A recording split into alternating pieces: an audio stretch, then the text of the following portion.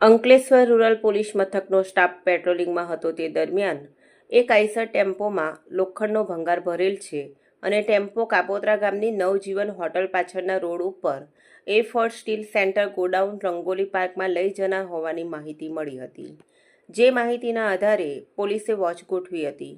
દરમિયાન ટેમ્પો આવતા તેને રોકી તેમાં તપાસ કરતા તેમાંથી લોખંડનો ભંગાર મળી આવ્યો હતો. પોલીસે કાપોદ્રા ગામના MP નગરમાં રહેતો ટેમ્પો ચાલક નિઝમુદ્દીન રસુલબક શેખ પાસે જરૂરી બિલ તેમજ દસ્તાવેજો માંગતા તેણે રજૂ ન કરી સંતોષકારક જવાબ આપ્યો ન હતો. પોલીસે તેની અટકાયત કરી ₹1,21,000નો ભંગારનો જથ્થો અને 10 લાખનો ટેમ્પો મળી કુલ ₹11,21,000નો મુદ્દામાલ કબજે કરી ગુનો નોંધી વધુ તપાસ હાથ ધરી છે.